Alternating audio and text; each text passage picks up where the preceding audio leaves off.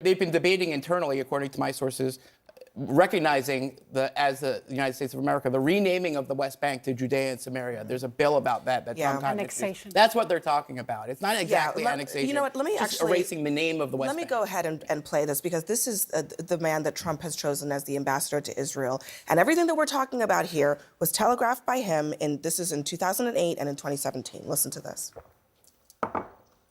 Basically, I mean, there really is no such thing as, and I have to be careful in saying this because people will really get upset, there's really no such thing as a Palestinian. There's not. My feelings personally, and I'm speaking only as a person, I think Israel would only be acting on the property it already owns.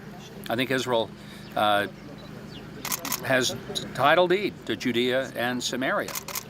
There are certain words I refuse to use. There is no such thing as a West Bank. It's Judea and Samaria. There's no such thing as a settlement. They're communities, they're neighborhoods, they're cities. There's no such thing as an occupation. This is illegal. This is illegal. This is what he just said. That is a violation of every international law. It's a violation of every convention that the United States, by the way, was part of. It's a violation of human decency, but also every UN resolution. It's a violation of International Court of Justice and International Criminal Court resolutions. What they are saying tonight to the world and to the international community, international law is dead. It's dead. Is international law dead? Because I think Rula is right in suggesting that that's basically what Trump is suggesting. Forcibly removing Palestinians from their land is against international law. I think we're being a little dramatic, and we're on our jump to conclusions, Matt, here a little bit. He muses occasionally. Taking him at his word. He muses occasionally. Look, Scott, and just to be clear, it's because you're suggesting that we are making this up or no, I'm not suggesting anything. It. No, you're putting words in my mouth. Well, I'm saying you and I both know he muses occasionally, and he's aspirational, and he says provocative things Scott, occasionally. I really don't want to interrupt you, but I just for my own, I think I have to come to my own defense here in saying Donald Trump, with his own words, said this is what he wants to do. He wasn't musing. He was looking down at a piece of paper. I've been in a room with him, just like that, with foreign leaders, looking down at a piece of paper. He is reading a statement that was prepared for him. Those are not musings. Well, Scott, what happened to America first? So I this think is the guy who was supposed to take us out of the endless wars, said he's against nation building. He railed against I am. I know. playing the role of Catherine tonight. I do want Scott. Are you for the ethnic cleansing or against it? Look, I don't know not for it? I don't know that I agree with the terminology you're using. Here's what I think. It's provocative. It's an interesting conversation point. Donald Trump, he's the only person in the world speaking positively about this particular geography right now. And I will just say that in the first term, he did something rather audacious with the Abraham Accords, highly successful. He's always thought positively and aspirationally about the Middle East. And I would just ask all of you all who are enraged about this, how's it going right now? How's the current management doing? Not really all that well. To answer you, and thanks Terrible. That's because of Americans' weapons and American inability to enforce. You're blaming us for the management problems in Gaza? Come on. Wasn't doing a great job before. Okay, let's be honest. We have a 58-year-old occupation that is illegal, that decimated people's hopes and lives, and I am the only Palestinian here. And I must say that it honestly, the fact that we are not able to put in perspective that's the history of that region. Before October 7th, hundreds of people were killed. After October 7th, still thousands and thousands of people are getting killed. And what happened on that day? For 58 years. What happened on that day? You know what? What happened on that day, actually, Secret Service of Israel had been predicted what happened on that day. What happened on that day is we had basically, a border that was, breached because we have a government in Israel, and as I am an Israeli-Palestinian government, we had a government in Israel that favored annexation and pogroms in the West Bank. I'm just asking you what happened that day. I want to tell you something. We had a government, we had the prime minister who said Hamas is an asset. We need to finance Hamas. He's the one that sent to Doha the head of the Secret Service 3 weeks before October 7th to ask the Qataris to finance Hamas. But you don't want to say what happened. You don't want to say what happened that day. It's an atrocity that happened that day. Yeah, but and from where did it emanate?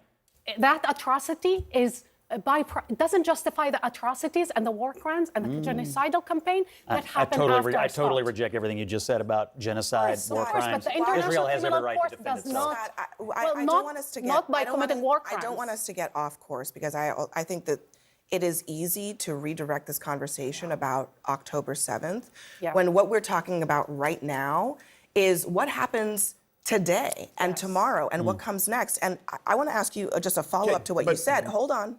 A follow-up to what you said. Trump is talking positively about the region, but in his view of Gaza, the Palestinians do not exist. How is that something that is positive for Palestinians, 2 million people that live there right now? Yeah, I mean, he didn't give a lot of details about how he envisions the future for that population, and I certainly am not in a position to flesh it out either, because I don't know what he means by that. Here's what I do know. Current management failing, a president of the United States who's speaking positively about what could be happening in that region, and you all talk about the Middle East being on fire, and nobody seems to want to acknowledge on whose watch it was set ablaze. And so, I just want to be think clear that sometimes, when I you think say sometimes talking he positively, tosses you're things talking out, about and it's to start a conversation and we'll see where it about goes. displacing millions of people From I their think homes. sending U.S. troops I think it's also to the Gaza necessary, and I Strip said this earlier, but the fact and if you that could bomb we Gaza still into pieces. Hold on, the fact one we at a still have time, hostages, the fact that we still have hostages that aren't brought back yet, the fact that that seems to be somewhat of an overlooked not. portion of this We have a entire. deal, not a great not one, only but a that, deal in not only place. that, I'm interested to see, and there are people smarter than me about this, but what effect does this have on any ceasefire deal? What effect Right. does There's it? no ceasefire. He suggested that it might actually affect it, and he So that's was my hoping point. I and mean, if that we're it would- it if there are didn't, but he people if there are suggested that people it if there are people who have the innocent men, women, and children of Palestinian babies and innocent women and children in their heart and minds at the forefront, then they want a ceasefire. We want a ceasefire. If there are individuals who want the hostages brought home, then they want a ceasefire so those hostages can be brought home. Today makes no sense in actually moving that ball down the field. And what about the American families who don't want their loved ones who serve in our service to go fight another war overseas in the Middle East that he has no clear vision for? But he talked about U.S. boots on the ground. That's a slap in the face to MAGA voters who specifically rejected the old neoconservative ideology. Not only that, he sounds like Liz What about Cheney. the but not only that, you This have is the- exactly you have- what Russia and China have been saying. It's all about the land. And basically, nobody watched what the Chinese said tonight. They said, we know exactly what they want, the Americans. Gaza, outside the Gaza shores, they discovered oil and gas. So it's not only But this that isn't it a, will but this, be a let real me- estate. but this isn't a new and- this isn't a new concept. I mean, in March. One second. It's about colonialism. Donald Trump today, he proposed a new vision for America, and it's colonialism. And he's been proposing this for other areas, Panama and other places. But tonight he went further. He said, Palestinians, we will send them, left and right, whatever.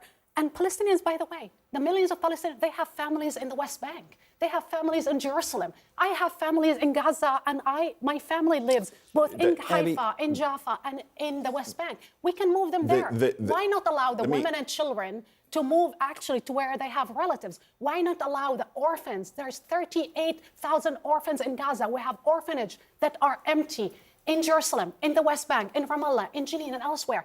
But you see that the vision is actually bypassing the Palestinians and ethnically cleansing them. I reject one portion of your statement, which is to say that there was a new vision of colonialism for the United States of America. I think that's as old as the United States of America. That's not necessarily a new vision. I think the point that she's making is right. No, that but I'm also that Trump is doing right now that is about grabbing land. Yeah. There's no question about it. No question, but I mean, this isn't a new He wants to pick up Buying but in Greenland March- versus but invading it's Gaza stupid is way. two One very also different heavy- things. Ethnic cleansing versus anything else is different, but colonialism is not something that's new to the United Sure, States. it's not new, and that's my only but point. But Trump also, has can we just point out the fact that, reinvigorated it.